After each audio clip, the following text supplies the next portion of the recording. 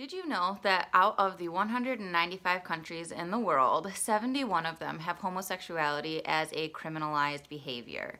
And of those 71, 13 of them have it so that if you are caught having gay sex or anything like that, it's punishable by death.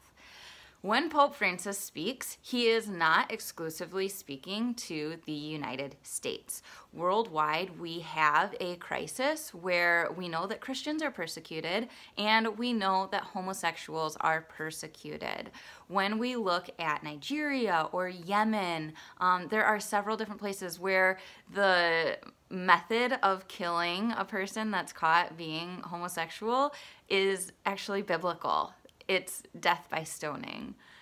We have a crisis that Pope Francis is speaking to, that anyone who comes out as homosexual, they should be treated with the same level of human dignity and respect that we would expect for ourselves. When Christ died on the cross, he said, "Father, forgive them, they know not what they do." They were obviously sinning in an extreme way. Anyone who kills somebody who is homosexual or kills another person in general, they also, I would pray that that was who Christ was speaking for, just saying forgive them, they don't know what they're doing.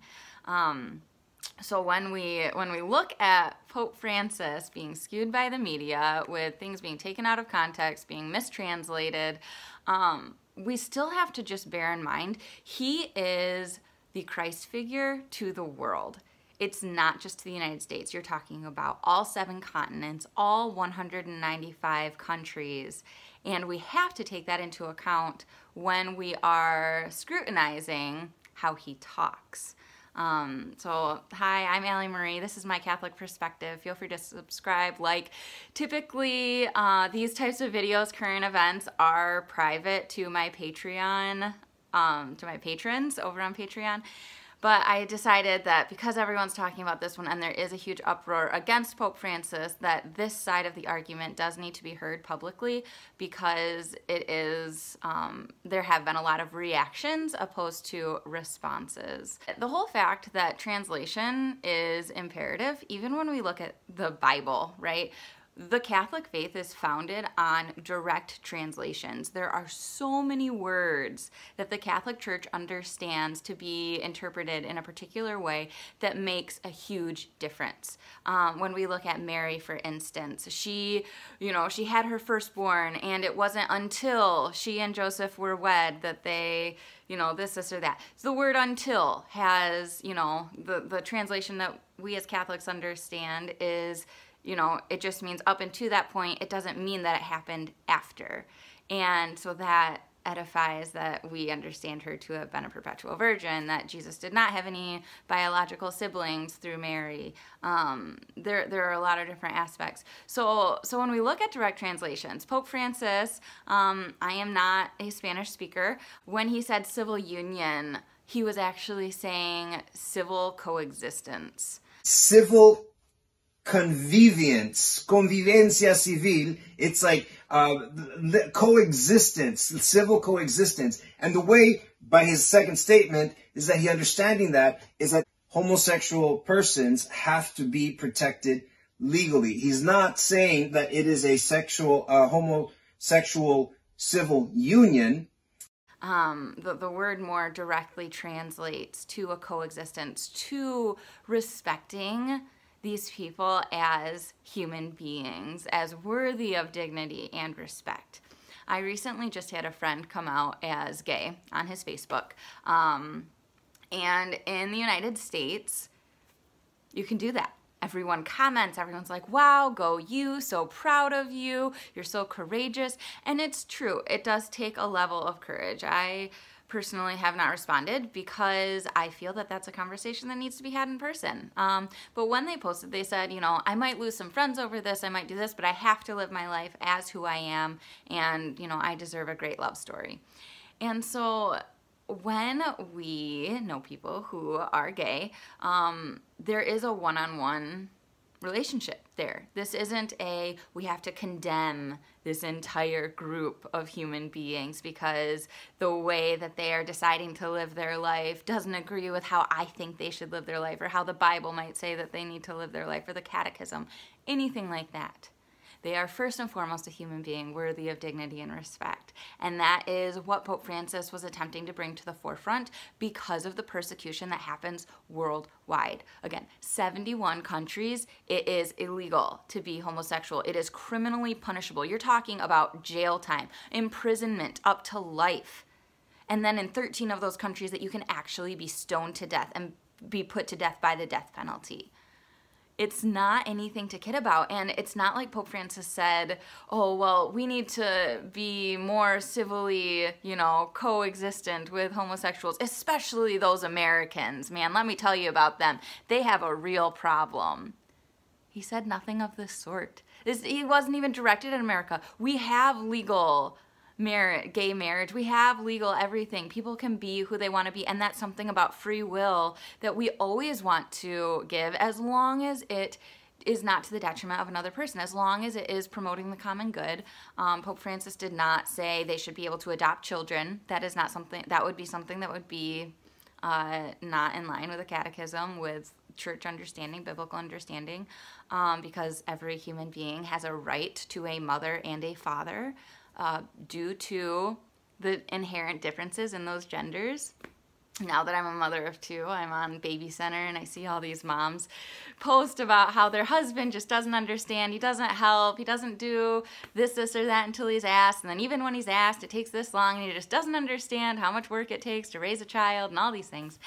And it's just funny because all these women are like, oh my gosh, my husband's the same way, my husband's the same way. And it's like, yeah, that's a gender difference. Like, women just normally are more inherently nurturing and men are more nature. Like, my husband and I just had a conversation about how I feel like we need to appreciate each other more, say thank you more. I want to be thanked for dinner, and he should be thanked for his biweekly paycheck and thanked for getting up to go to work. And like, we need to be sure that we're appreciating each other for who we are. And so that might be a little bit of a tangent, but gender politics, right? I mean, it all plays in together. But homosexuality in general, it's obviously not something that is in line with church teaching. Marriage was instilled by the church and for the church. I have said ever since the beginning that all of these laws started coming about, it's like, I don't have a problem personally. Like, I think even before I was Catholic, I felt this way. I was like, I don't have a problem with them calling it a civil union. Do whatever you want. Protect them with taxes. Like, let them file jointly, whatever. I don't really care. Just don't call it marriage. Because marriage was instilled for the church and by the church. And I've had that conversation with a multitude of people. Another friend of mine, he's in a heterosexual marriage, and he said they have a marriage certificate, but they just got married at the courthouse, but it's still called a marriage. And they were together 5 years. They lived together before marriage, were obviously engaging in premarital sex. So why should their marriage be valid and be able to be called a marriage? But homosexuals shouldn't get that privilege when really both are a sexual perversion, and neither were seeking the grace of the church. So there's that distinction and some complications that come into play.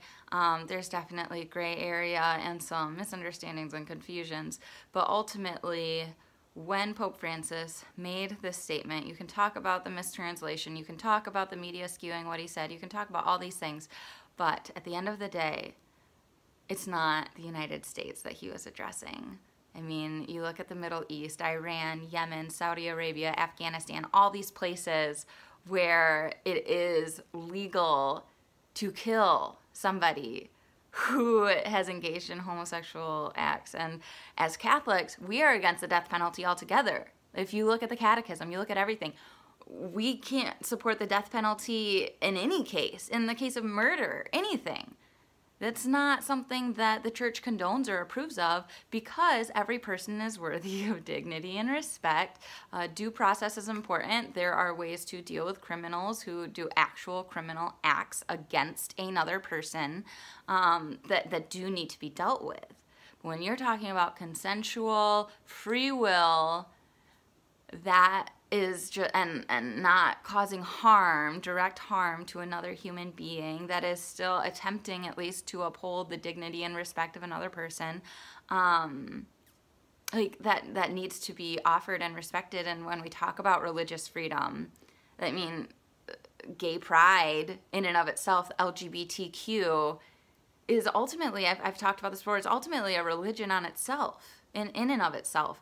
And so, because it is the pinnacle, right? It is how do you identify, right? I identify as a Catholic. I identify as a child of God. I identify, first and primarily, though, as a Catholic, as a mother, and as a woman. And LGBTQ, like, that is what people are finding their identification within. I am a lesbian. I am gay. I am, a transgender, whatever. So so that in and of itself can be viewed as religion. And so there has to be a level of civil protection that goes into that, even though we may disagree wholeheartedly with the actual actions of it. The fact that they are human beings and are worthy of that dignity or respect it's not negated just because they sin in a particular way. And I know that some people might take issue, who may be watching this, with me calling it a sin.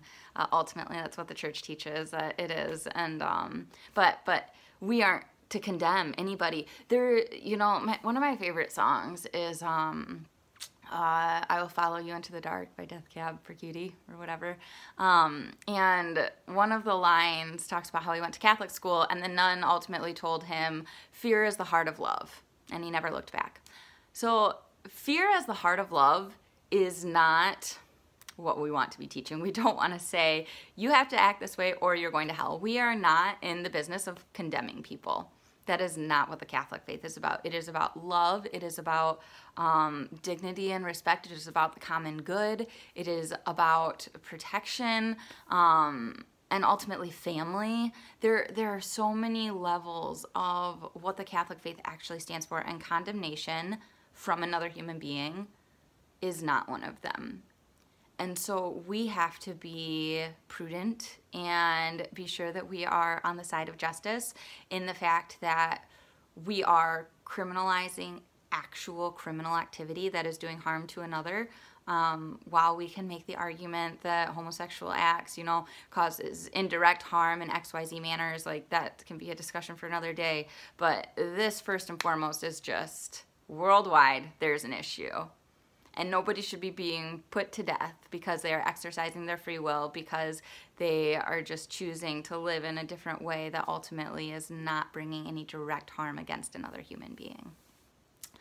Those are my thoughts for today. Like I said, I don't usually do these current events for the public because the comments are stressful and I try to keep up with them, and I've just been having a hard time in general keeping up with comments. But ultimately, I just want, like I said, I felt like this perspective needed to be out there just because of the fierce backlash against the Pope. And I appreciate all those who have apologized and, said I reacted instead of responded, and actually took to heart the fact that, the media is known for skewing what the Pope has stated. This is not the first time it's happened. It's happened time and time again. And so just keep responding, take your time, wait for the facts to come forward, and just remember to be patient and prudent and, respond instead of react. So God bless. I pray that God is able to grant you the resources that you need to draw closer to Him and in turn to those around you.